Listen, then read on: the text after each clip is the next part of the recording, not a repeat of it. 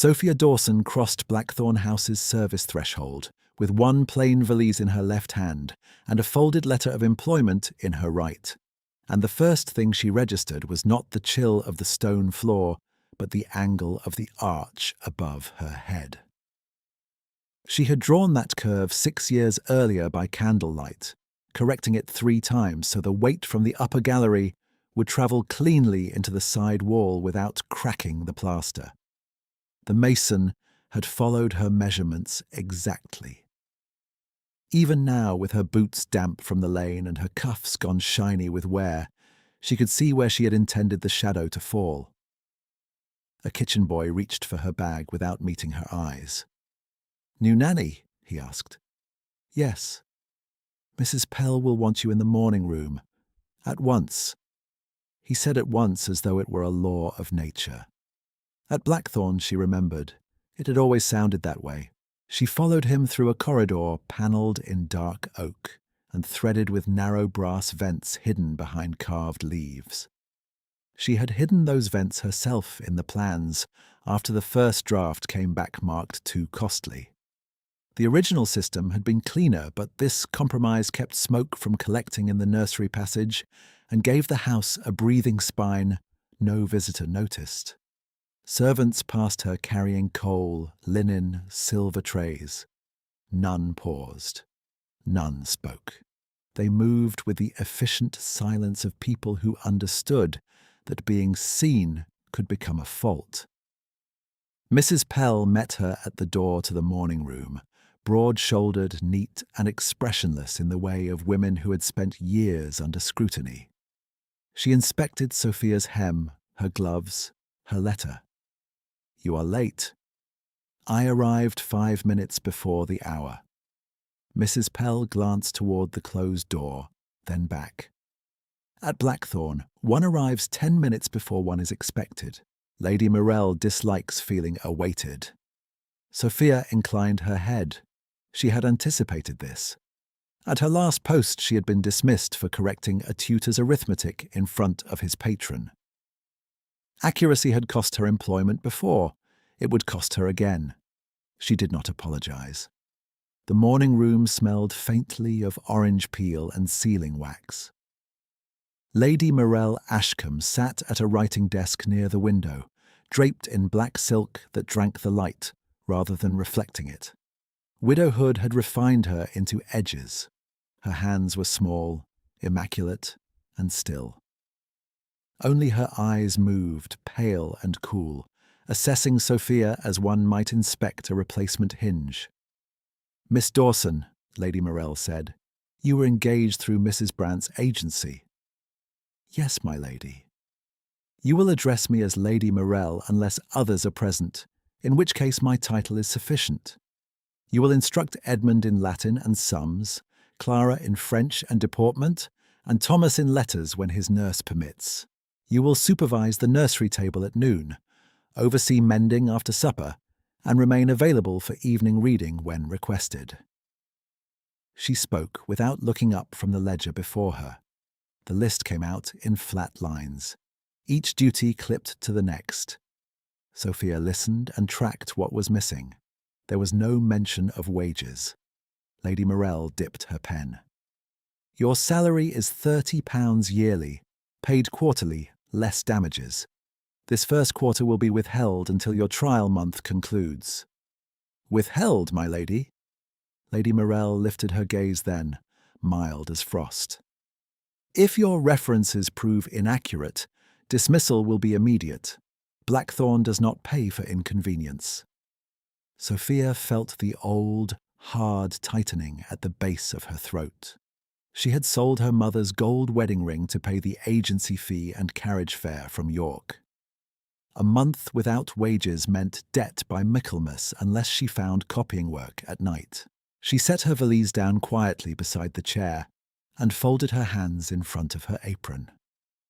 "As you require." Lady Morell returned to her ledger. "Staff do not speak unless spoken to."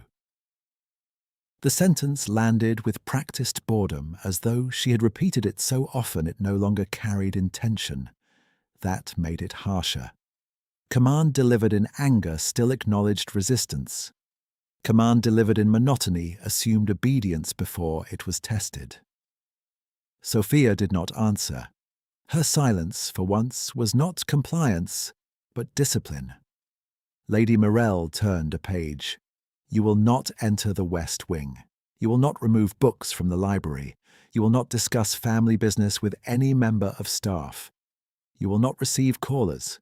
If letters arrive for you, Mrs. Pell will inspect them. If you wish to leave the grounds, permission is requested in writing every Thursday for the following week. Mrs. Pell stood behind Sophia's shoulder, hands clasped at her waist. Sophia could feel the housekeeper's attention like heat, waiting for objection. There would be none. Sophia had walked into this house with full knowledge that she would be measured, constrained, and renamed.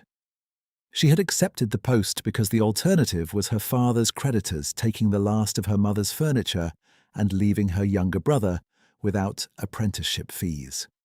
Dignity did not pay invoices. Endurance sometimes did. Lady Morrel's pen paused over the ledger. One further matter. The children are Ashcombs.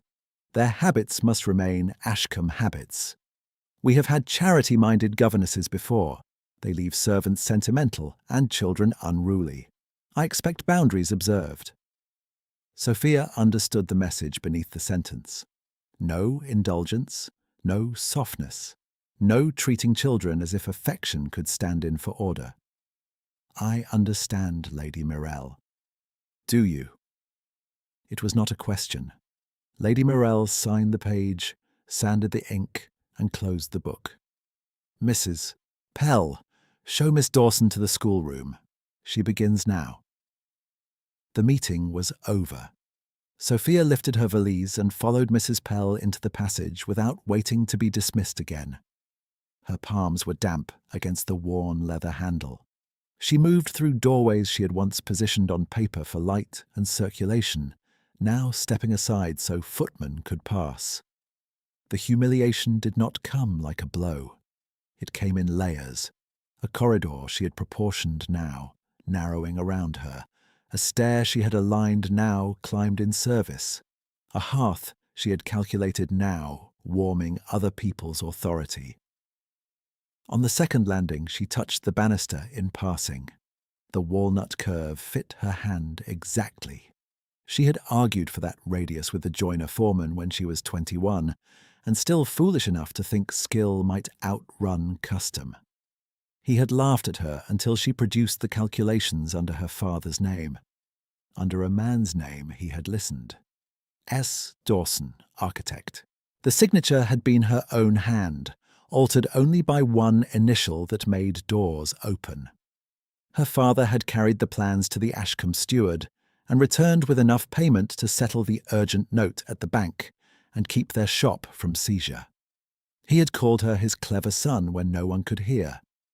2 winters later, he was buried in frozen ground outside York, and Blackthorn rose from hillside chalk with someone else's reputation attached to it. Schoolroom, Mrs. Pell said, stopping at a painted door.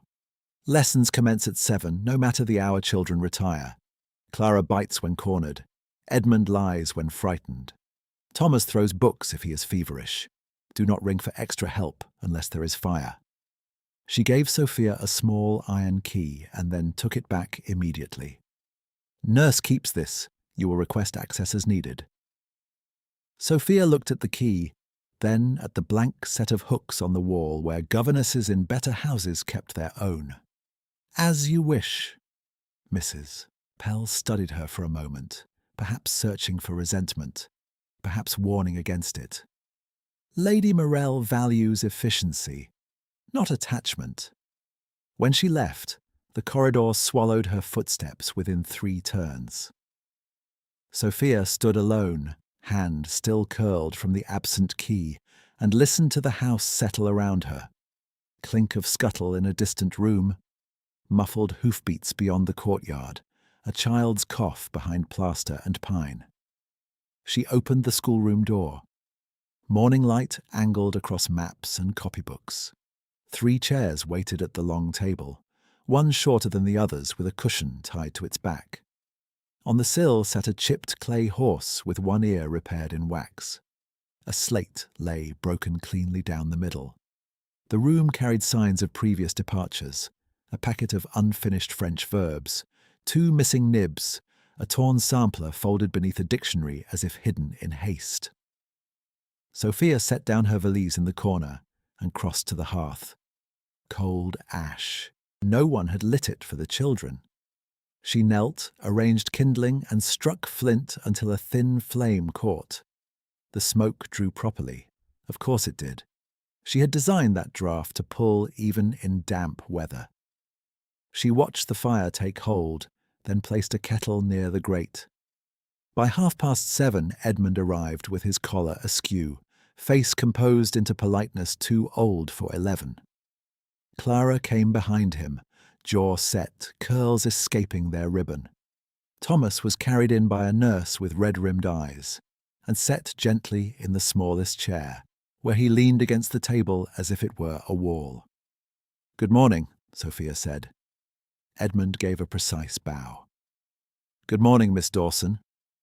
Clara said nothing. Thomas examined her sleeves. "You are new." "I am." "Will you leave?" It was asked without drama, almost as routine, and for a moment Sophia saw the structure of this household as clearly as any elevation drawing. Authority at the centre, children moved like furniture between rooms, affection rationed, departures normalized. "Not today," she said. The answer seemed to satisfy him. He coughed into his fist, eyes squeezed shut. Lessons began. Edmund translated Caesar with careful speed and no confidence. Clara copied verbs in a fierce, slanted hand and tore the page when she misspelled one word. Thomas traced letters with 2 fingers and watched Sophia whenever she crossed the room, as if tracking whether she would vanish if he blinked. At noon, when broth came late and thin, Sophia divided her own bread among the children and told the maid to keep silent about it. At 2, she stitched Clara's torn cuff, rather than sending for replacement linen she knew would be denied.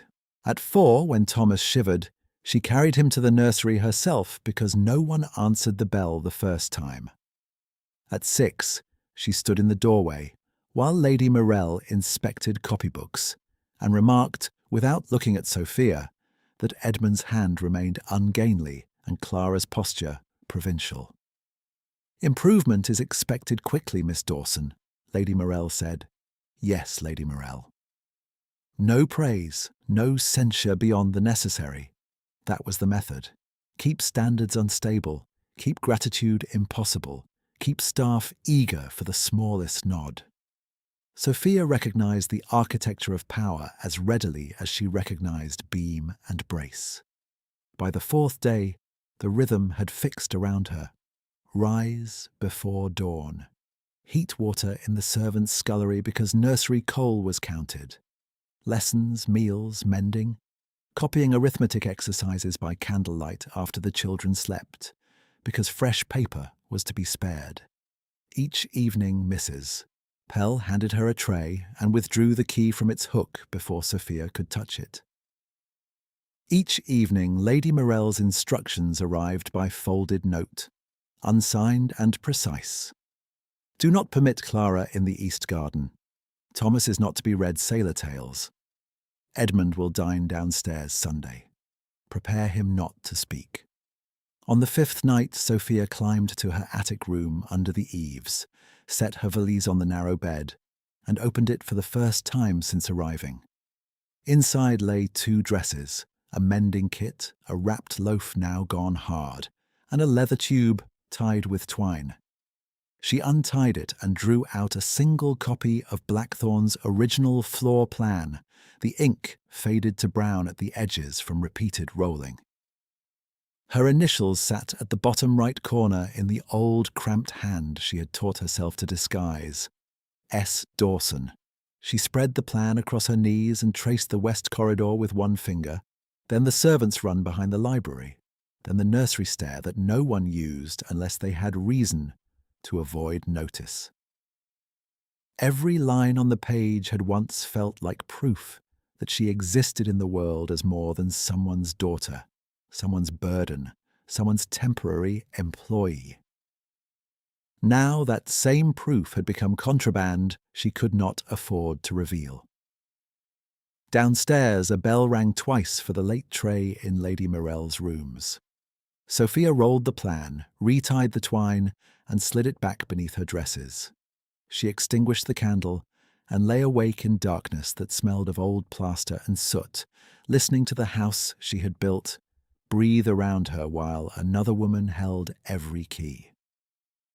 Sophia lay still until the candle smoke thinned and the last bell from the servants' corridor marked 2 in the morning. Sleep did not come. Blackthorn had its own night language, and once she had learned it as a designer. Now she learned it again as a servant. Pipes knocked softly in the wall behind her bed when the kitchen fires were banked. A hinge on the second-floor landing complained after every quarter hour. Somewhere below, a door settled into its frame with a hollow click that told her the latch had warped in damp weather, exactly as she had warned it would if they chose cheaper oak. At 4:30 she rose, dressed in the dark, and folded her blanket with military precision, because Mrs. Pell had once remarked that an untidy room reflected an untidy mind. The attic water pitcher held only a cup. She washed with that and pinned up her hair by touch. When she reached the nursery scullery, the grate was empty, the coal scuttle locked, and the iron key missing from its nail. Nurse Briggs stood at the table shaking out cloths. "You are early. The children will wake cold." Nurse Briggs shrugged without malice. "Mrs. Pell counts coal by week." Sophia took the kettle to the kitchen yard pump and worked the handle until her wrists burned. The water came up iron cold. Back upstairs she lit paper twists with flint, coaxed damp kindling into flame, and fed it splinters shaved from a broken crate because counted coal was easier to deny than scrap wood no one had recorded. Edmund entered first, already in his day coat. He looked at the thin fire and said, "You have done it again." "Again?" "He usually says the room cannot be warmed until 8. She set a cup before him. "Then this is an innovation." A small smile tugged at his mouth and vanished. Clara arrived next with ink on her fingers and defiance in every step. Thomas came in flushed and glass-eyed, his curls damp at the temples, his cough tight in his chest. Sophia touched the back of her hand to his forehead and felt the heat immediately.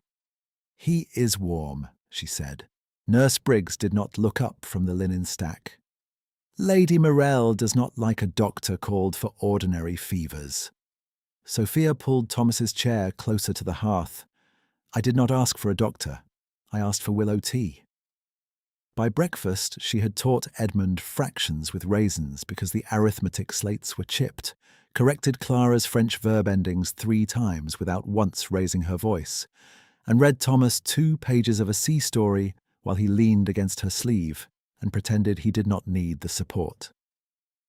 At 10, Mrs. Pell delivered a folded note and stood waiting while Sophia opened it. "No additional paper this week. Reuse prior copy sheets. Edmund will recite before guests on Thursday." Nanny wages remained deferred pending final character confirmation. The final line had been added in a different ink, as if Lady Morell had remembered to withhold money only after finishing the practical instructions. Sophia refolded the note and slid it into her apron pocket. "Any reply?" Mrs. Pell asked. "No." Mrs. Pell's gaze dropped to Sophia's hands. "You should wear gloves while polishing schoolroom brass. It coarsens the skin." "I have one usable pair." The housekeeper considered that. "Staff purchases are made monthly. You may request in writing." Sophia almost laughed. Requests in writing required paper she had just been denied. She lowered her eyes and said, "As you wish." The day narrowed in the familiar way. Latin declensions before noon, nursery broth late and thin enough to show the bowl beneath it, mending after supper while Thomas slept on a pallet near the schoolroom fire because moving him to the draftier nursery made his cough worse. In the corridor outside, a footman passed, carrying a silver tray toward Lady Morell's private rooms, and the scent of roasted pheasant followed him like a taunt. In the grey light before lessons, Sophia found the undergardener, Pike, trying to bind his hand with twine beside the kitchen door, his fingers raw where lime had eaten through his skin. He looked up, startled as if being noticed were a breach of policy. "It is nothing, miss," he said quickly. She untied the twine and rinsed his hand with cool water from her own basin. "It is infection by evening if left like this. I cannot be off my row." "You are not off your row. You are washing your hand." She tore a strip from the worn hem of her petticoat lining and rapped his knuckles firmly. "Change this at midday." Pike swallowed. "Thank you, miss." When she returned to the schoolroom, Clara watched the frayed edge of Sophia's skirt and said, too casually, "You tore that yourself?" "Yes." "Why?" "Because cloth can be mended. Skin is slower." Clara stared at her another moment, then bent over her copybook and wrote, without complaint, for the first time that week. As that first stretch of days settled into pattern, the household learned the shape of Sophia's silence. She did not answer gossip in the laundry corridor, did not ask why the pantry boy cried behind the stores when the butler counted breakage, did not challenge Lady Morell when Thomas was sent from table for coughing into his napkin.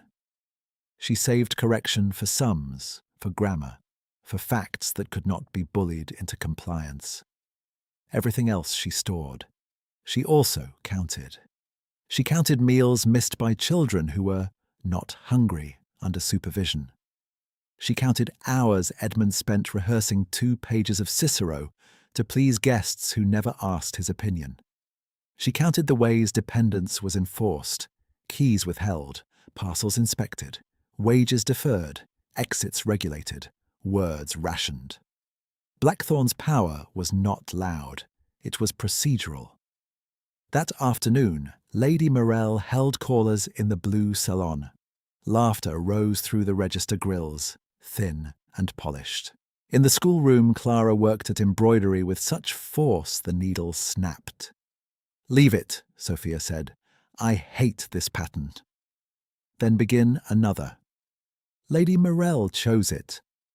Sophia took the torn cloth, folded it once, and set it aside. "Then we will call this one a study in what does not work." Clara blinked, uncertain whether she had been permitted insolence. A breath later she gave a short, unwilling laugh. Edmund looked up from his Latin, and for the first time did not mask his amusement.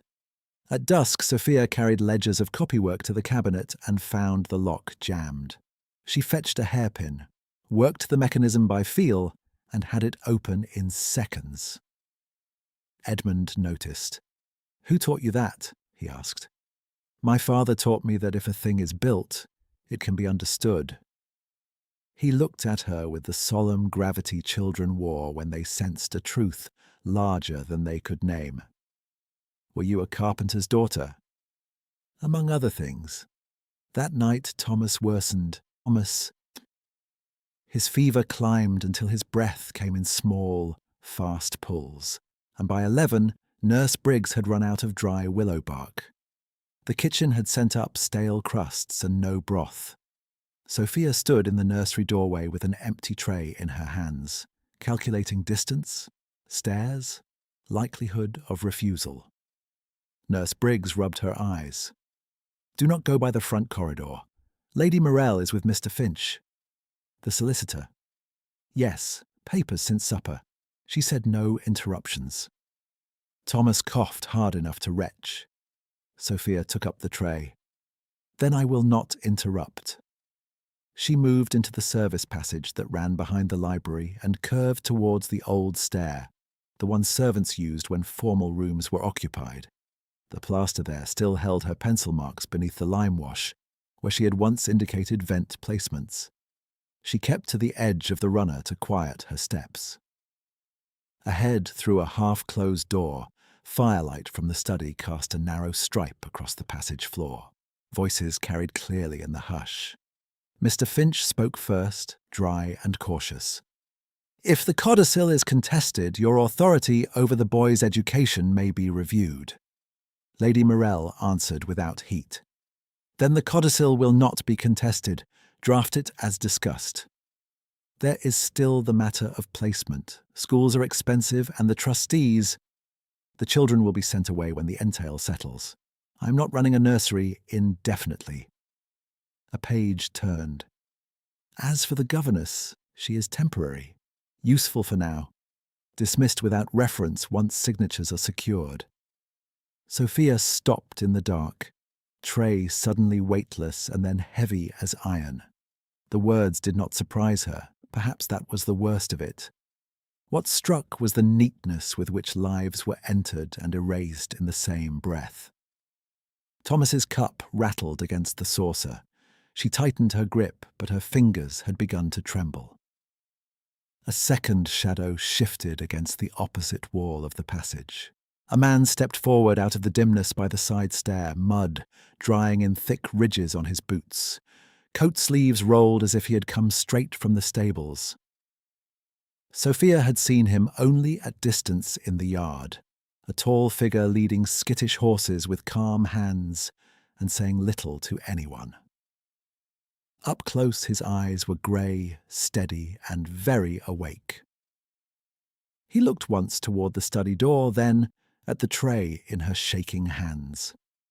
His expression did not change, yet something in it sharpened, not with curiosity but with recognition, as if he had seen this exact moment before in another house, another corridor, another woman expected to endure in silence. Without a word, he took the tray from her. His hands were rough, warm from the stable, and careful not to press her raw hands from the pump. The study latch clicked. Footsteps approached from within. He spoke then, low and measured. "This way, Miss Dawson." He knew her name. She had not given it to him. He turned, crossed the passage in 3 long strides, and opened the nursery door with his shoulder before the study door behind them could swing wide. He handed the tray back once they were inside, as if the transfer were merely practical, as if he had not just chosen to shield her from being found outside a private conference she was never meant to hear. Nurse Briggs looked up from Thomas's bedside, startled. "Who is this?" The man inclined his head. "Vale, riding master." His tone carried no apology, no explanation. He set a small wrapped packet on the table beside the lamp. "Fresh willow bark from the tack-room chest. It keeps better there." Sophia stared at the packet. She had not told him what she needed. Nurse Briggs recovered first. "Thank you, Mr. Vale." He nodded once and moved toward the door. At the threshold he paused and looked back at Sophia, not at her face but at her hands where the tremor had almost, not quite, stilled. "Hold the cup with both hands," he said quietly. "It steadies." Then he was gone. Sophia stood for a moment in the nursery's thin warmth, the murmur of Thomas's breathing filling the space he had left behind. Through the wall she could still hear distant voices from the study, legal phrases rising and falling like the scratch of a pen. She set the tray down, measured willow into boiling water, and lifted the cup exactly as instructed, fingers braced on either side of the porcelain until the shaking eased. When she knelt by Thomas and raised the spoon to his lips, her pulse had steadied, but a new certainty had settled in its place. Blackthorn held more than one hidden ledger, and Mr. Vale had just shown her he could read entries no one else acknowledged. Sophia stood with the cup braced in both hands until Thomas swallowed the willow without gagging, and only when his breathing loosened from sharp catches into something closer to sleep did she allow herself to set the spoon down. Nurse Briggs tucked the blanket beneath his chin, gave Sophia one long look that held fatigue and gratitude in equal measure, and returned to wringing cloths at the basin. The house beyond the nursery remained awake in pockets. A distant door, the soft run of feet, the muted rise and fall of voices from rooms where decisions were made in ink. Here, by contrast, the light was low and practical, the air smelling of damp wool, fever, and the bitter edge of bark tea. She carried the emptied cup to the scullery and found, on the stone sill beside the pump bucket, a folded square of clean linen and a small tin of salve she had not seen earlier. No note, no crest. She touched the lid, then drew her hand back. The gift was plain enough to pass as oversight and timely enough to be deliberate. She washed Thomas's spoon, dried it, and took the linen upstairs without mentioning it. When she returned to the nursery, Nurse Briggs had dozed in the chair, chin dropped to her chest. Sophia moved quietly, changed Thomas's cloth, banked the fire and sat on the stool between bed and hearth, with her back straight, despite the ache in her shoulders. She did not sleep. Near dawn, when the fever finally broke and damp curls cooled beneath her fingers, she closed her eyes once and opened them again before relief could become weakness. At first light, she crossed to the schoolroom to lay out copybooks before the others woke. The room was pale with morning, chalk dust still floating in the slant from the east window.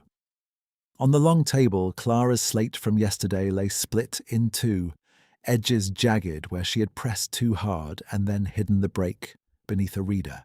Sophia picked up both halves and fit them together. Repair was possible if done carefully. Replacement was unlikely this week. A movement at the doorway made her turn. Mr. Vale stood there with his riding coat unbuttoned, hair still damp from cold water, a leather tack pouch in one hand. "I was told Thomas improved," he said. "He slept after 3. He nodded, stepped inside without ceremony, and looked at the broken slate in her hands. "May I?" She hesitated for the span of a breath, then gave it over. He set the 2 pieces flat, opened the pouch, and drew out a narrow strip of thin metal and a packet of black compound used for hoof cracks. His hands worked with the steadiness of someone mending under pressure. Align, brace, bind, hold. He did not explain his method. He did not ask whether she trusted him. After a minute, he turned the slate and ran his thumb along the seam. It held. From the corridor came Clara's footsteps, quick and uneven. She burst into the room with Edmund 2 paces behind, saw Mr. Vale at the table, and stopped. "That is mine," she said, chin lifting as if bracing for reprimand. "It was," Sophia said. "Now it is usable." Mr. Vale wiped his fingers on a rag and offered the slate back to Clara with a formality out of keeping with his muddy boots. "Do not strike the table edge with it again." Clara took it, startled into honesty. "I did not mean to." "I know." No lecture followed, no report to Lady Mirelle. Clara stared down at the repaired seam and sat without argument. Edmund, who missed little, looked between them and opened his Latin before being told. Mr. Vale closed the pouch and stepped back. Chalk dust had settled across his knuckles, turning the rough skin pale. Sophia met his gaze for a second across the table, both of them still in the strange quiet of an ordinary mercy done without witness. Neither smiled, neither thanked the other. The moment passed so quickly it could be mistaken for nothing. "Good morning, Mr. Vale," Edmund said into the silence, overly precise. "Master Edmund?" Mr. Vale inclined his head. "Miss Dawson." Then he was gone down the corridor, boots quiet on the runner. Lessons began. Clara copied verbs on the mended slate with unusual care, pausing each time her hand neared the seam. Thomas woke near noon, weak but cooler, took broth in small swallows, and fell asleep against Sophia's sleeve while Edmund recited Caesar in a voice that shook only on the first line. When Mrs. Pell came to inspect, she noticed the repaired slate and said nothing, which at Blackthorn counted as permission. By the third day after Thomas's fever broke, the house had returned to its rigid choreography, yet Sophia found that Mr. Vale's path crossed hers with increasing frequency, and always in places where rank blurred at the edges. He appeared on the church steps after Sunday service holding Thomas's cloak, while Nurse Briggs adjusted the child's collar, though stable duties should have kept him in the lower yard. He stood with the grooms at noon, and then, an hour later, was seen in the long gallery where only family and guests usually lingered. His position in the household remained undefined enough that no one questioned it directly, and fixed enough that doors opened for him. After church, as the congregation broke into polite clusters beneath the yew trees, Sophia kept the children close and waited for the Ashcombe carriage. Lady Morell had already departed with the vicar's wife, black silk brushing past bowed heads. Clara tugged at her glove and asked whether saints had ever refused to marry. Edmund pretended not to listen while listening to every word. Some did, Sophia said. Were they punished? Some were praised. It depends who is writing the story. Clara considered this with a seriousness that belonged to women twice her age. Near the gate, a pensioner in a faded red coat sat on the stone wall, hat beside him, one boot patched with mismatched leather. Parish ladies passed within arm's reach and fixed their eyes on the carriage line. Sophia opened the basket Nurse Briggs had packed for the children and took out the heel of bread she had saved from breakfast. She crossed 2 steps, put the bread into the man's hand, and returned before Edmund could shift position on the path. The movement was small, practiced and costly in a house that counted portions. When she turned back, Mr. Vale was by the lower step, one hand on Thomas's shoulder to steady him. He had seen. He gave no sign beyond a brief lowering of his eyes, as if acknowledging a fact rather than a kindness. The carriage rattled up. He lifted Thomas in first, then stepped back and waited until Sophia had gathered skirts and children and sat opposite them. As he closed the door, his voice reached her through the opening. "You missed your own meal." "I am not 6 years old, Mr. Vale." "No," he said, "you are not." The door shut before she could answer. Through the glass she watched him turn away and exchange 2 clipped words with the coachman that sent the man circling to avoid a flooded stretch in the lower lane. The route changed without dispute. Rain kept the children indoors for most of that week. In the schoolroom the air thickened with damp wool and ink. In the corridors, coal smoke threaded through carved vents and clung to curtains. On Wednesday afternoon, a crack like a pistol shot echoed from the stable yard, followed by the high, frantic scream of a horse.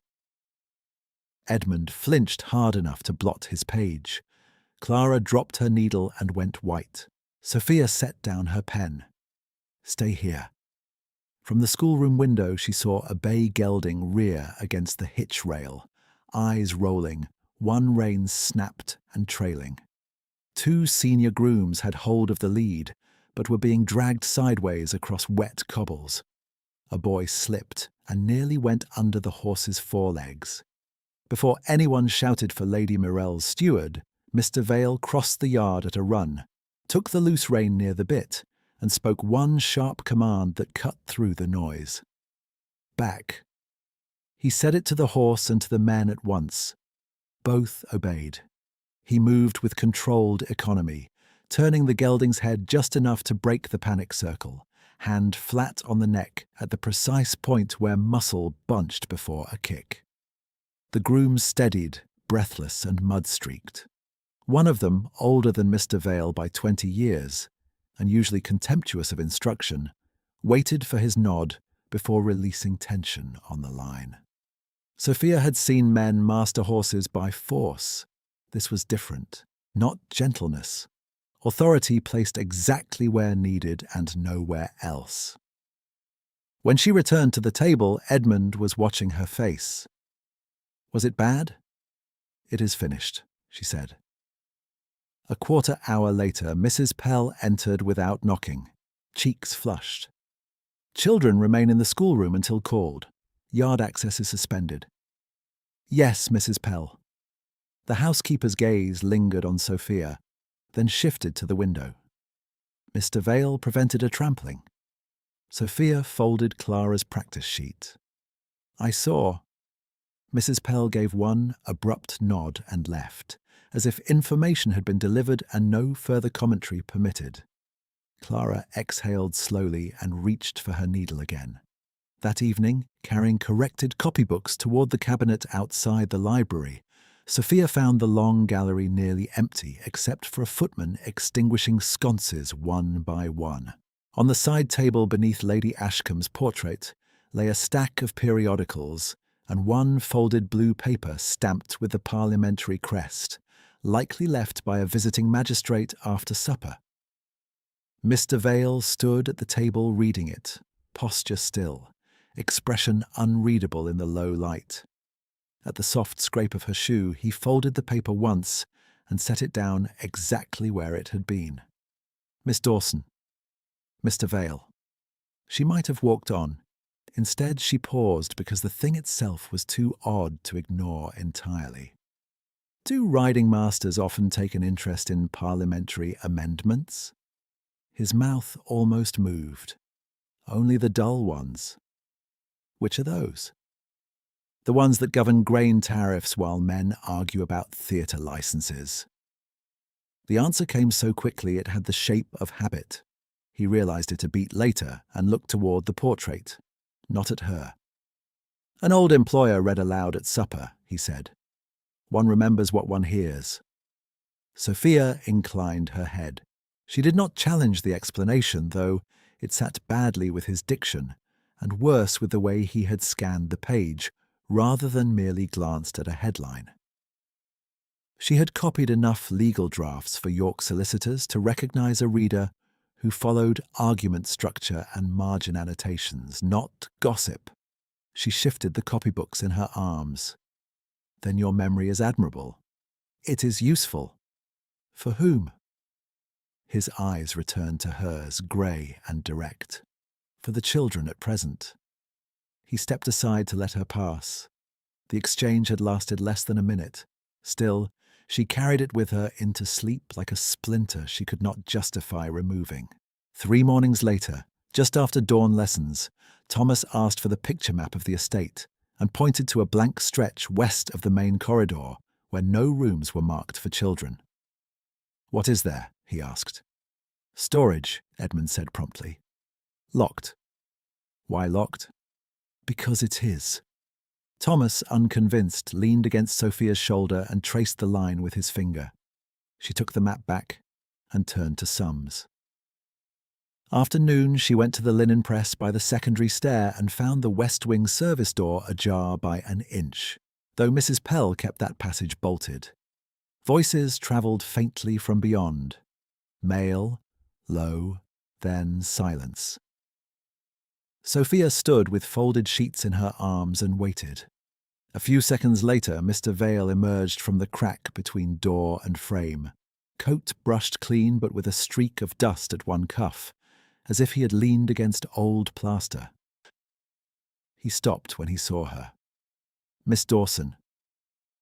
"The west wing is restricted." "So I was told." She looked at the door, then back at him. "Yet here you are." "Yes." He did not elaborate. He did not appear embarrassed. From inside the passage came the metallic click of a latch settling, followed by the retreating steps of someone she could not identify. Mr. Vale shifted just enough to block the line of sight. "Your linens are getting cold," he said. Sophia held his gaze for a long moment. A direct challenge would force a choice she could not afford. Curiosity had fewer wages than obedience. She adjusted the stack against her hip. Then I should not keep them waiting. She moved past him down the corridor, every sense alert to sound and draught, and the remembered geometry of the house. Behind her, the west wing door closed softly, with the finality of a lock turned from the inside. She did not look back. By the end of that week, she had added new entries to the private ledger she kept in memory. Mr. Vale's hands rough as any groom's, his speech shaped by education no stable taught, his authority obeyed in crisis before names and ranks were recalled, his presence in corridors barred to nearly everyone, and his attention steady and unsentimental, always landing where others looked away. None of it yielded a conclusion she could use. Conclusions without leverage were luxuries. At supper, Thomas spilled milk and braced for rebuke that did not come. Clara finished her copywork without tearing the page. Edmund asked, with studied casualness, whether Roman engineers had ever hidden staircases in villas, and Sophia answered only the question asked. Outside, hoofbeats crossed the yard and halted. A man's voice gave instructions in the clipped cadence of command, then dropped too low to hear. Sophia set down her mending, rose to close the schoolroom shutters, and caught her own reflection briefly in the blackened glass. Plain dress, ink-stained cuffs, chapped hands reddened at the knuckles. Behind that reflection lay the courtyard she had designed, and the house she was paid to serve within, full of doors opening and closing, according to rules she had not written. She fastened the latch, turned back to the children, and resumed stitching with hands that no longer shook. Sophia resumed stitching with hands that no longer shook, though the needle had begun to drag against the thick cuff she was turning, and the schoolroom air had grown stale from banked coals and shut shutters. Beyond the door, Blackthorn shifted into its dinner choreography. Silver lifted from sideboards, decanters carried on felted trays, voices lowered in the corridor outside the blue salon. Lady Morell entertained 6 guests that evening, and the children had been moved upstairs early so their noise would not pass through the grilles into the formal rooms. Thomas drowsed on a quilt near the hearth. One fist curled against his cheek. Clara read from a history primer in a determined whisper that skipped every third difficult word. Edmund copied a Latin passage and paused between lines to listen for sounds below. As if the house itself were a text he might eventually master. Sophia corrected a declension, knotted the thread, and stood. "Cloaks and slippers," she said. "You will sleep in the nursery tonight. The wind turns along this corridor after midnight." Edmund glanced up. "Nurse said we remain here." "Nurse is helping in the still room. We shall move before the draft reaches this room and leaves Thomas coughing by dawn." None of them argued. They gathered books and blankets with the wary efficiency of children used to adapting before orders were revised. Sophia took the lamp, checked the schoolroom latch by habit, and led them through the secondary passage towards the nursery wing. The walls there were thicker. The temperature dropped 2 degrees between one arch and the next. She had calculated those losses once with chalk and string. Her body still knew the numbers. At the nursery threshold, she caught a faint scent beneath the usual mix of soap, starch, and tallow. Not smoke exactly. Hot soot and old tar, the dry metallic note of a flue heating too quickly. She set the lamp on the chest and looked up toward the vent plate above the mantel. A shallow tremor moved through the grate, then stilled. "Edmund," she said, quiet and firm. "Take Clara's hand. Clara, take Thomas's blanket. We are walking to the linen stair now." Clara frowned. "But why?" "Because I asked." That answer was enough. Urgency lived in tone rather than volume. Edmund obeyed at once. Thomas, half awake, clung to Clara's sleeve as they crossed the room. Sophia opened the service door behind the wardrobe, the one hidden by painted panelling and used only when formal corridors were occupied, and guided them onto the narrow stair. By the second landing, the smell sharpened. A low thud sounded from behind the nursery wall, then another, as if someone had dropped a heavy trunk in the passage above. Thomas began to cough. Sophia moved faster. "Do not run," she said. "Keep your hand on the rail." They reached the old sewing room off the east gallery just as shouts rose from below. A maid burst through the opposite door, face blanched, apron streaked black at the hem. "Miss Dawson, fire in the nursery chimney. Mrs. Pell says all children to the courtyard." "Go," Sophia said. "Take them down the east stair and out through the still-room yard. Do not use the grand landing." The maid nodded, gathered Thomas, and hurried them away. Edmund looked back once, eyes wide and deliberate. "You are coming?"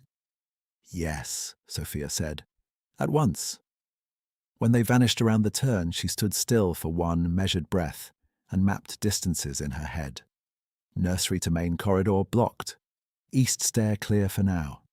Study passage likely filling from the upper flue if the drawer had reversed.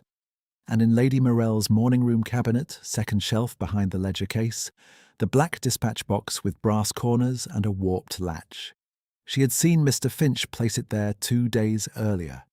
She had also heard him say the original marriage settlements and birth registrations were inside until the codicil could be signed. Paper could burn faster than oak. Children could be rendered legally invisible faster than paper. Sophia turned back towards the smoke. The corridor beyond the sewing room had already clouded to a grey haze that stung the eyes and coated the tongue. She pulled her sleeve over her mouth and kept low, one hand trailing the wall where the plaster seam dipped near each support. At the first junction, a footman shouted for buckets. At the second, sparks hissed down from a cracked vent and died on the runner. She cut left into the service spine behind the library, where the air moved better, then doubled through the morning room door, just as flames licked from the nursery wing transom 2 rooms away. Heat pressed against her face in hard waves.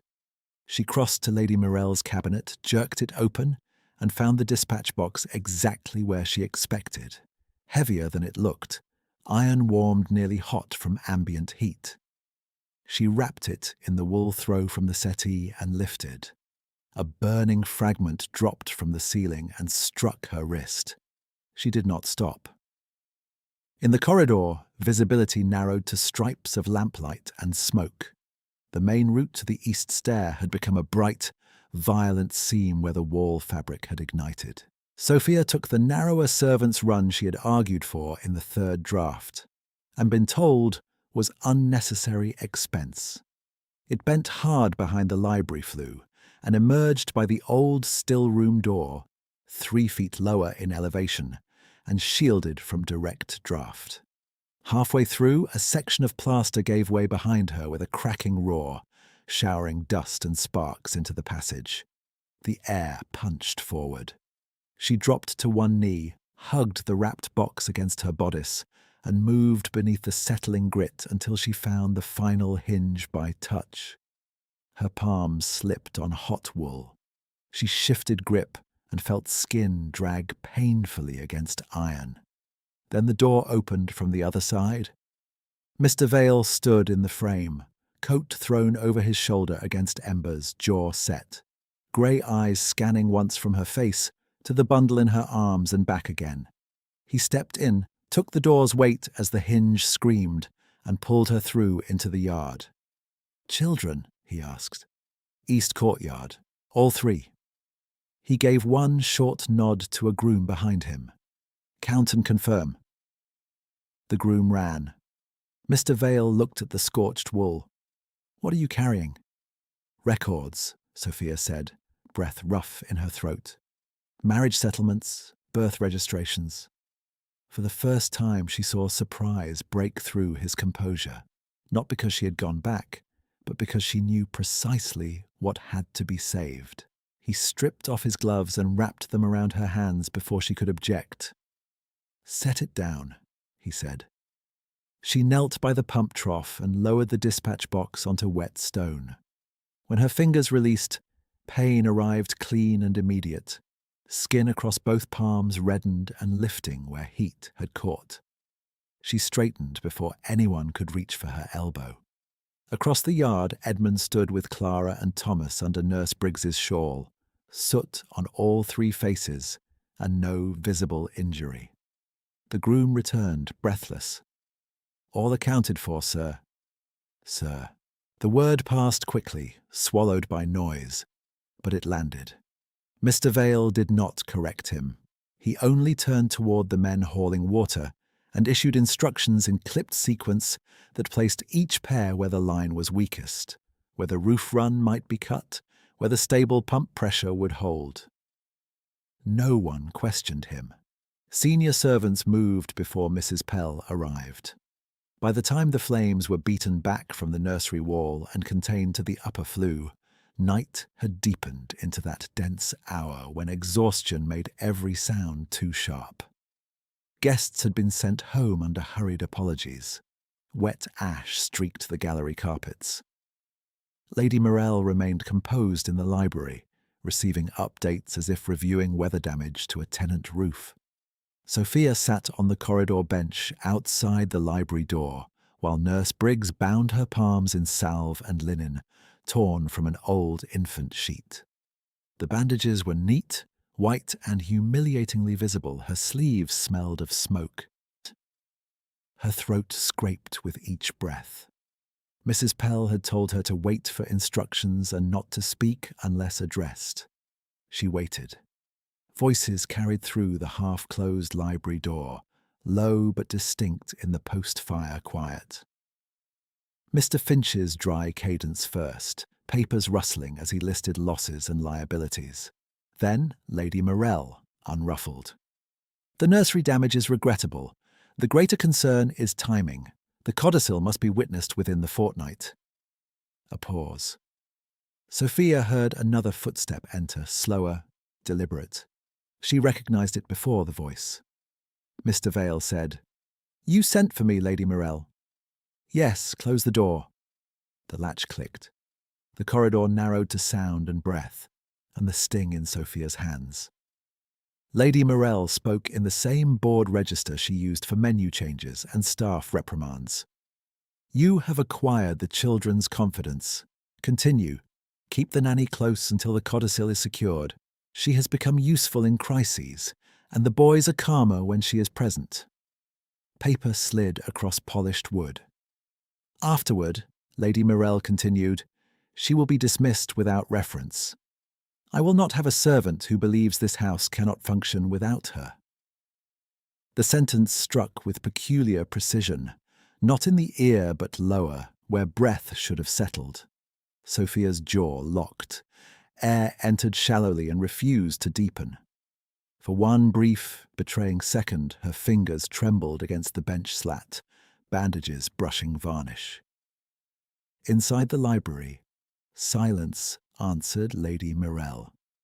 It lasted long enough for Sophia to hear the mantel clock tick 3 measured beats, and the soft hiss of a log collapsing in the grate. In that interval, hope did what it always did. Moved first, reason after. Perhaps he would refuse. Perhaps he would state in that flat, controlled voice that people were not tack to be borrowed and discarded. Perhaps, when he spoke at last, his tone gave away nothing. "I understand." No protest, no challenge, no name spoken differently from any other instruction night. Something harder than tears formed inside her, dense and cold and immediately useful. She stood because remaining seated felt like asking permission to be hurt. Nurse Briggs reached as if to steady her. Sophia stepped clear before contact and inclined her head once in thanks she could not voice. The wall beside the library had blackened where smoke had funneled upward along the moulding. She placed both bandaged hands flat against the scorched panel. until the tremor left her wrists, then lowered them carefully to her sides. Her face had gone still. She could feel it happen, feature by feature, like shutters closing against weather. Mrs. Pell appeared at the corridor turn, eyes taking in the bandages, the soot, the posture. "Miss Dawson, Lady Morell will see you shortly." Sophia met the housekeeper's gaze and heard her own voice arrive steady, almost mild. "I will be in the nursery. Your hands require rest. The children require certainty." Mrs. Pell opened her mouth, then shut it and nodded once. "Very well." Sophia turned from the library door and walked the length of the corridor without haste, without looking back, the smell of wet ash rising from the carpet and the echo of 3 words following her like a second pulse. "I understand." In the ruined nursery wing, the fire had eaten only the upper wall and flue casing. The lower room remained intact, except for soot and shattered plaster near the mantel. Edmund sat upright on a trunk, boots unlaced, pretending vigilance. Clara held Thomas against her shoulder and stared at the doorway until Sophia entered. Clara's chin lifted. "Are we to be sent away now?" Sophia crossed the room and tucked the blanket more firmly around Thomas before answering. "Not tonight." Edmund looked at her hands. "Did it hurt?" "Yes," she said, because children deserved at least one truthful word they did not have to excavate. "It is manageable." He nodded, accepting the distinction. She settled them in the temporary beds prepared in the sewing room and remained in the chair between door and hearth until their breathing synchronized with sleep. Only then did she lean back against the hard wood, bandaged palms resting upward in her lap, and let the silence settle into shape. Below, somewhere beyond 2 floors of timber and stone, she had once drawn into coherence. Doors opened and closed according to plans, not hers. Upstairs, plaster cooled and tightened around beams. In the chair by the children's beds, Sophia kept her eyes open and watched the firelight move across the opposite wall, measuring what would hold and what would have to be rebuilt. Sophia kept measuring until the embers settled into a low red seam and the first paling of night touched the upper panes. The children slept in uneven rhythms, Thomas with soft whistles in his breath, Clara with one hand flung toward the edge of the pallet, as if still guarding her brother in sleep, Edmund half upright even in rest, shoulders tight beneath a borrowed blanket. She watched each of them long enough to memorize the calm she had purchased, at the cost of burned skin and borrowed authority. Then she stood, moved to the hearth, and fed in one final stick so the room would hold warmth for another hour.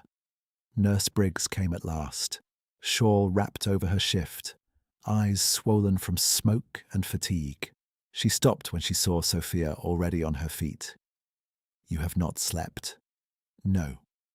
You should lie down before the house wakes." Sophia adjusted the blanket over Thomas and reached for the lamp.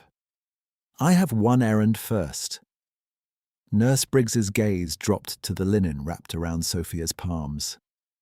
"With those hands?" "With these hands."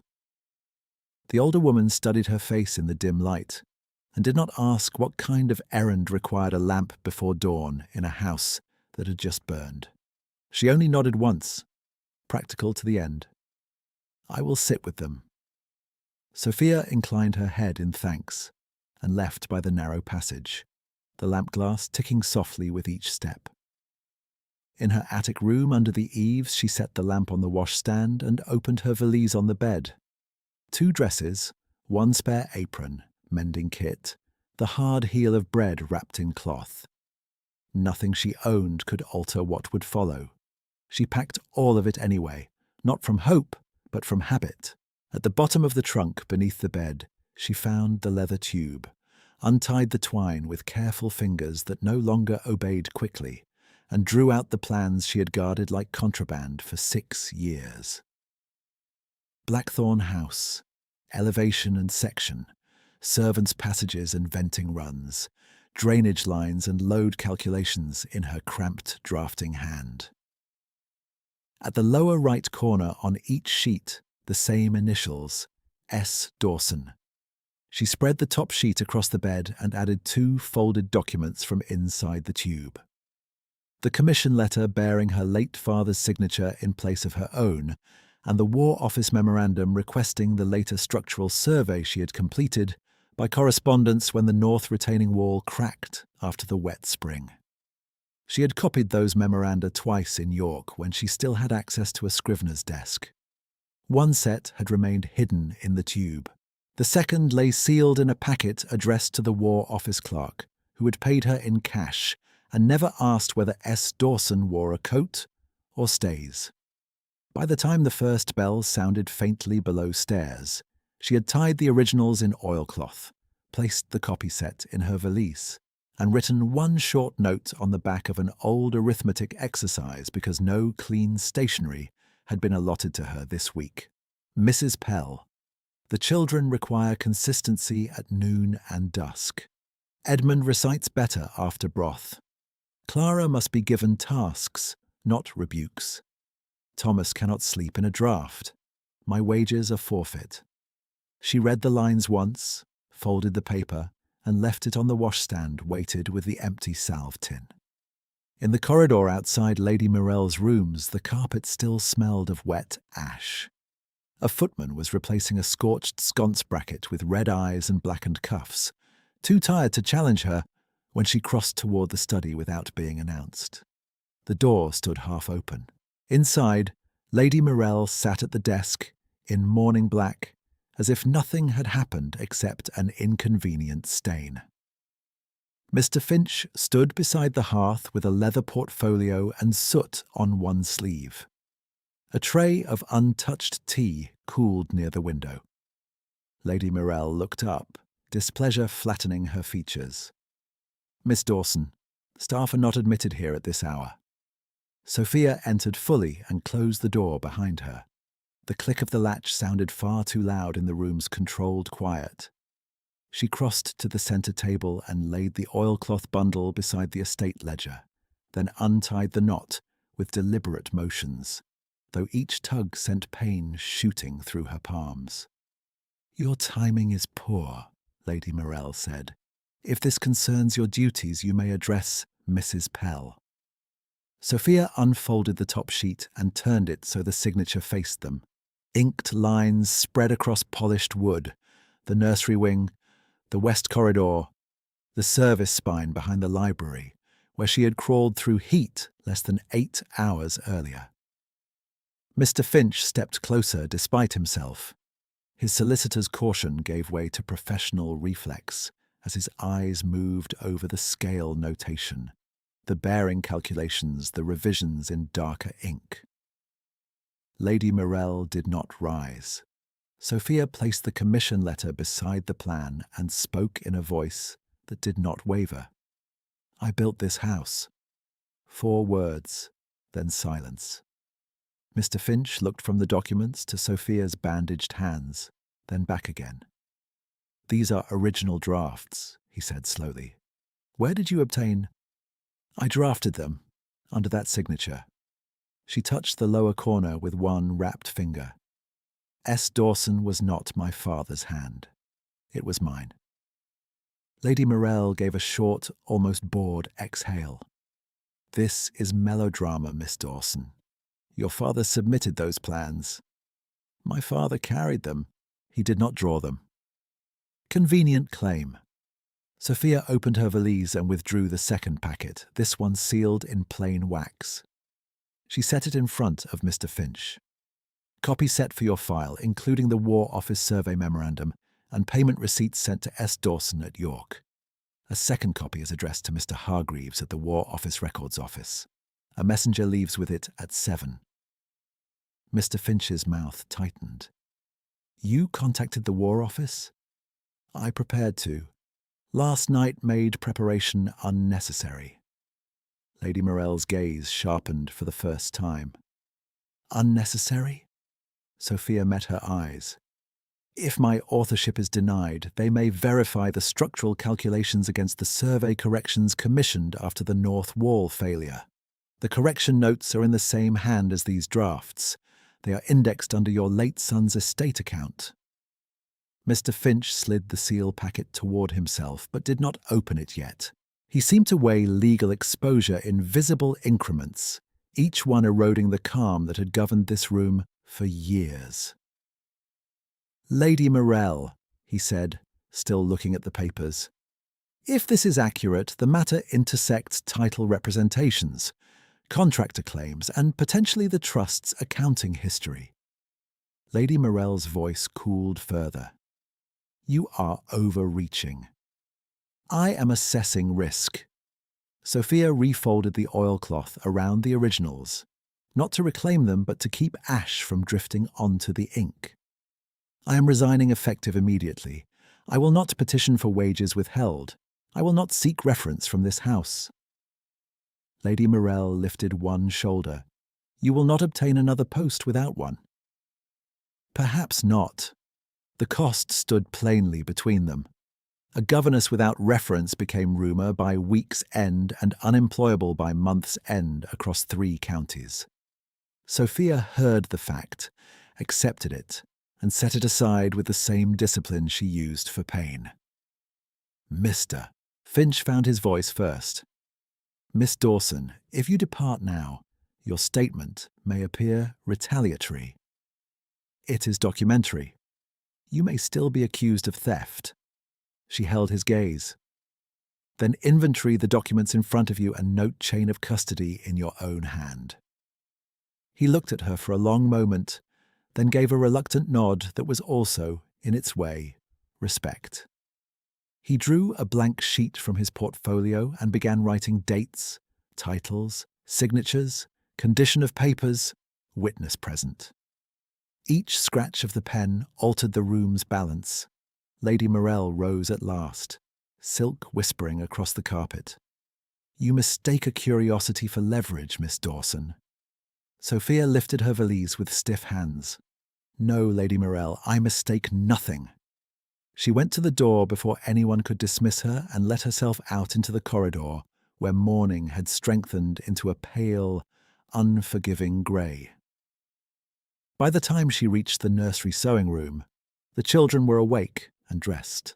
Edmund stood first, chin set in the posture he used before recitation. "Are we to have lessons?" "Not from me," Sophia said. Clara's face closed. "You said not tonight." "I said true things at the time." Thomas looked at the bandages, then at the valise. "Will you come back?" Sophia knelt, ignoring the pull in her hands, and straightened his crooked collar. "I do not know." She did not promise what she could not keep. She touched Clara's shoulder once, nodded to Edmund as if dismissing him from class, and left before any of them could watch her choose between staying and surviving. In the lower hall, servants moved around char and buckets with practiced speed, already restoring appearances. A stable lad waited at the side entrance with the morning dispatch satchel slung across his chest. Sophia handed him the sealed War Office packet with 2 shillings from the last coin in her purse. The Whitehall Lane Annex sat near the old magistrate's yard beyond East Market, close enough for a fast pony and clear streets to make a quick turn. "2 Records Office, Whitehall Lane Annex," she said. "Direct hand only. Ask for Mr. Hargreaves. Bring back receipt if he is present. If absent, leave with the clerk and take his name." The boy blinked at the money, then nodded. "Yes, miss." She watched him run toward the yard gate before stepping into the carriage court herself. Mist hung low above the cobbles. One carriage stood ready for market, another half loaded with trunks blackened at one corner from last night's smoke. Grooms crossed with harness and buckets. The east wall of the house rose behind them in clean lines she had once drawn, and now could not afford to claim halfway. She walked toward the side gate with her valise in her right hand, and the strap biting into her palm through linen. "Miss Dawson," Mr. Vale's voice came from her left, near the mounting block. She did not stop immediately. She took 2 more steps, set the valise down with care, and turned. He wore no stable jacket now. Dark coat cut to military precision, waistcoat plain, but of a cloth no riding master purchased on weekly pay. Boots polished, gloves in one hand. Soot still marked his cuff from the night, the only familiar disorder in an otherwise altered figure. His face was the same and not the same at all. The reserve she knew remained. The disguise around it had dropped. Behind him, 2 senior servants had gone still. One lowered his eyes at once. Mr. Vale met her gaze and spoke without preface, each word measured, quiet enough that only she could hear. "I am Julian Ashcombe, and this estate is mine by right. I kept the disguise to prove who was stealing from my nephews." The carriage court noise seemed to thin around the sentence, as if sound itself had stepped back.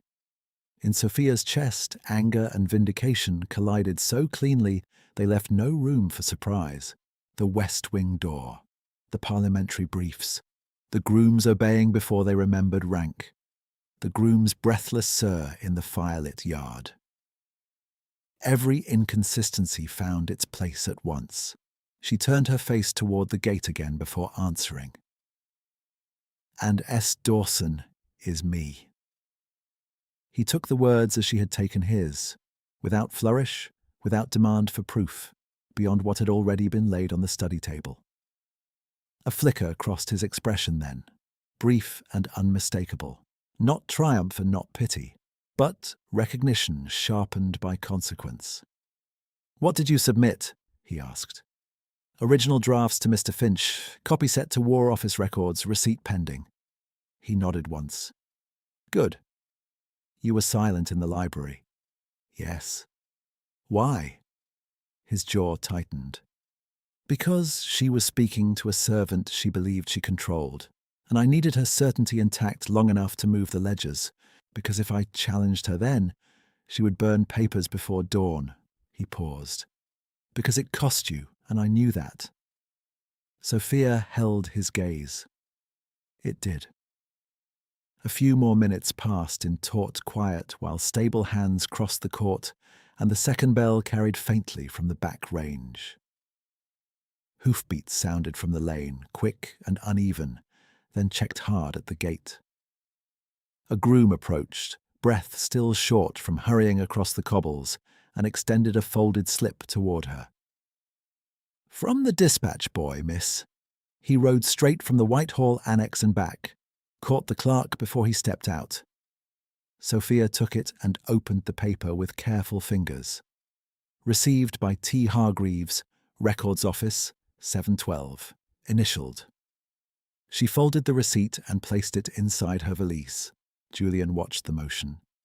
"You intended to leave without hearing the outcome." "I intended to leave before permission was withdrawn. By the second bell, Lady Morrell would have done more than withdraw permission." Sophia believed him. She also believed that belief could not replace contract, title, or record. "Then we both moved early." He gave the smallest nod. "We did." For a moment they stood with Blackthorn at their backs and the side gate open before them. 2 people stripped of the names that had concealed them. The house looked unchanged in the morning light. It was not unchanged. Neither was she. Julian stepped aside from the gate, not blocking her path, not claiming it. "Come back inside, Miss Dawson. Not as staff." Sophia looked from him to the high nursery windows, where 3 children would soon be waiting for certainty in a language adults rarely offered plainly. She picked up her valise. "I will come inside," she said, "for the record." Julian inclined his head and walked beside her through the side entrance. Not ahead, not behind. In the lower hall, the servants who had pretended not to notice her for a month stopped pretending. Mrs. Pell stood near the umbrella stand with a ring of keys at her waist and ash on her cuff. Her eyes went first to Sophia's valise, then to Julian's face. then down in a bow so precise it felt like the click of a lock. "My lord," she said. The title travelled down the corridor faster than footsteps. Sophia followed Julian into the study where Lady Morrel and Mr. Finch were already waiting.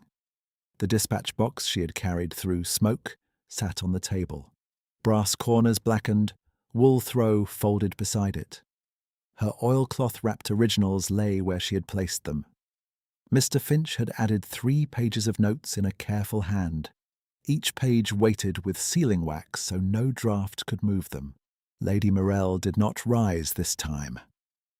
"This theatre has gone far enough, Julian." Julian removed one glove, set his signet ring on the table between the ledgers, and spoke in the same measured tone Mr. Vale had used in the yard, now stripped of disguise. "It has gone exactly as far as the accounts required." He turned to Mr. Finch. "Proceed." Mr. Finch opened the top ledger and read, without ornament. "Unauthorized transfers from trust income to household discretionary expenses. Tuition allotments redirected. Contractor payments duplicated through shell invoices signed by Lady Morrel's steward, then withdrawn in cash." He placed each referenced page in a separate stack. The room filled with the soft, relentless sound of paper turned toward daylight. Lady Morrel's voice remained flat. "You accuse me of managing an estate under strain."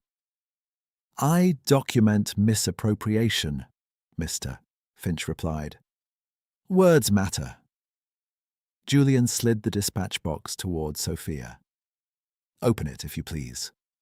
Her bandaged hands made clumsy work of the warped latch, but it gave on the second try. Inside lay exactly what she had risked her palms to save. Marriage settlements, birth registrations, 2 codicil drafts, one unsigned and one partially witnessed, with dates that did not align. Mr. Finch's mouth tightened when he saw the second draft. "This witness died 3 weeks before this notation," he said quietly. "This instrument is void." Lady Morrel looked at him as if he had failed a social courtesy. "You are excited by clerical details. I am employed by them." Julian reached for the packet of receipts Sophia had placed before him in the carriage court and laid the Whitehall acknowledgement on top. "War Office records have confirmed receipt of Miss Dawson's survey copies. Their clerk's return messenger is in the hall."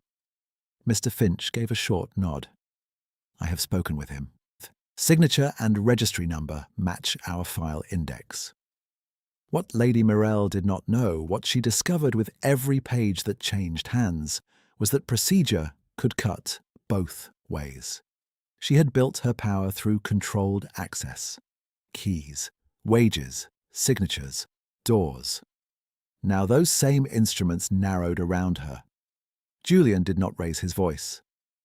"As of this hour, you no longer exercise control over the children's trust, educational placements, or staff contracts. A temporary oversight board is appointed. Mr. Finch, Reverend Alton, and Captain Merrow from the county bench. You will remove to Dower House by Friday noon." At the name Captain Merrow, Sophia understood one of the house's quiet anomalies at last. The unseen footsteps behind the west wing door. The metallic clicks. Audit work done in rooms supposedly sealed. Julian had not been wandering. He had been building a case where Lady Morrel would not look. Lady Morrel stood, black silk whispering over the carpet. "You choose a governess and a groom's masquerade over your family." Julian's expression did not change. "I choose the boys. I choose Clara. I choose accounts that can survive scrutiny." She shifted her gaze to Sophia then, pale and sharpened. "And you. You have misread your usefulness." Sophia met her eyes and set the final item from her valise on the table, the folded arithmetic sheet she had left on her washstand. "Mrs. Pell returned this. I thought you should have the original copy." Lady Morrel unfolded it, read the short note about broth, drafts, and bedtime certainty, and said nothing. Sophia lifted her chin. My usefulness was never the point. No one dismissed her. No one ordered her silence. The study that had closed to her now held her name in ink and testimony. By mid-afternoon the same day, Reverend Alton and Captain Merrow arrived mud-splashed and brisk, and the formal transfer was executed in the library with witnesses present. Sophia stood near the window while Mr. Finch read each clause. Lady Morrel signed the relinquishment with a hand that did not tremble.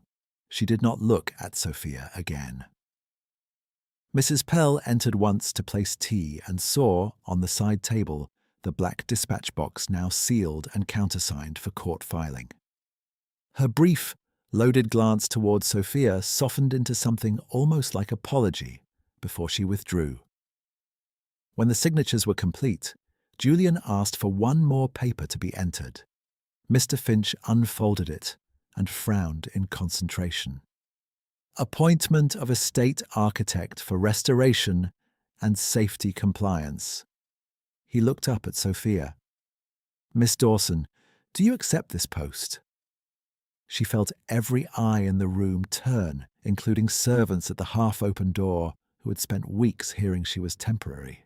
She set her valise down beside her chair and answered in the same controlled voice she had used all month to survive. I accept by contract, not favour. Julian gave the slightest nod. As drafted. Mr. Finch amended one line and read it aloud. Quarterly pay, independent of household allowances, direct authority over structural repairs and nursery wing redesign.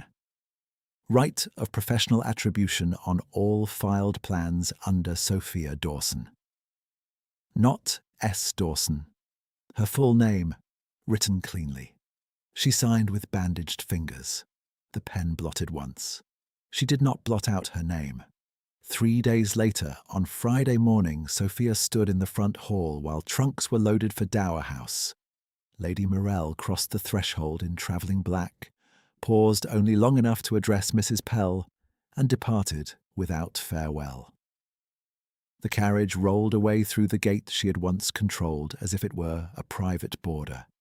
No one wept, no one cheered. The house exhaled. Mrs. Pell remained on the top step after the carriage vanished and held out a small iron key on her palm. Schoolroom cabinet, she said, and this one is for the nursery coal scuttle. Allocations are no longer counted by punishment.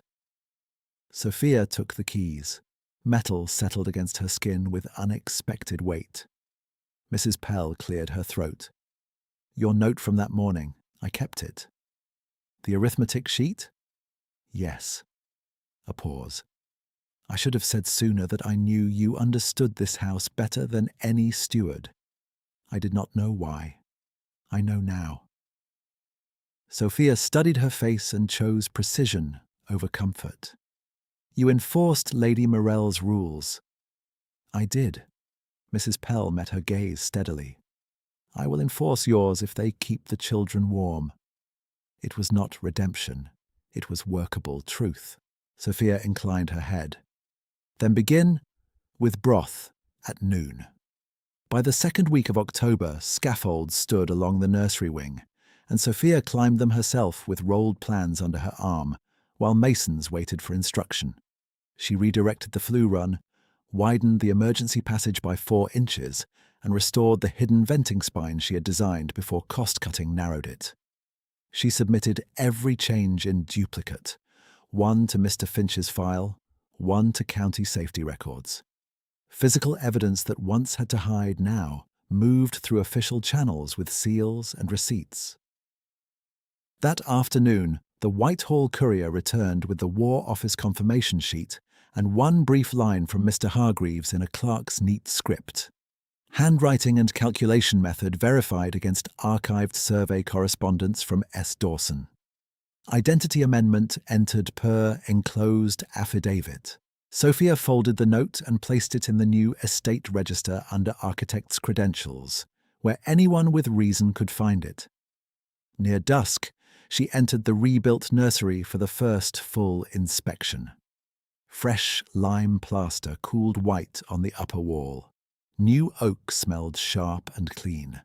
The grate drew steadily even with both windows cracked. Edmund sat at the table pretending to review grammar while tracking every adult movement. Clara measured curtain lengths with a tailor's tape and frowned at her symmetry. Thomas, recovered and solemn, arranged wooden animals by size on the rug. Julian stood by the window in shirt sleeves, one hand on the sill, watching Sophia test airflow with a candle flame. "Well?" he asked.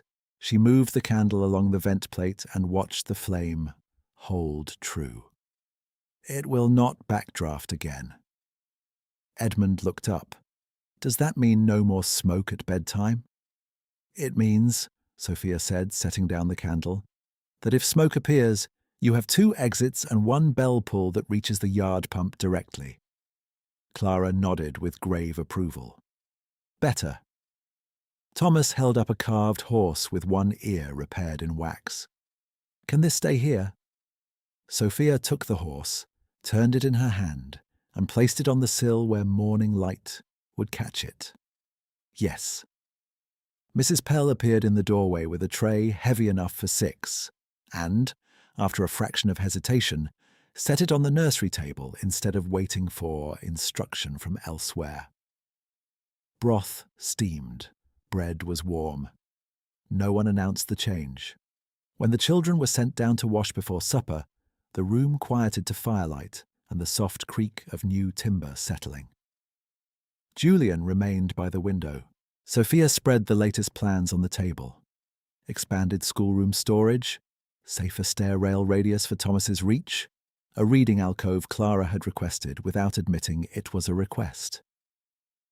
Julian looked at the drawings, then at her hands, where pink new skin showed between fading bandage lines. "You built Blackthorn once under another name," he said. "Will you build what comes next under your own?" Sophia considered him in the warm, newly balanced air of the room she had saved and redesigned in the house that had dismissed her and now bore her signature in its ledgers. He waited without pressing, authority held in check by choice. She placed his hand over the centre sheet, over the line where nursery met schoolroom and both opened toward light. "Yes," she said, "we design it together."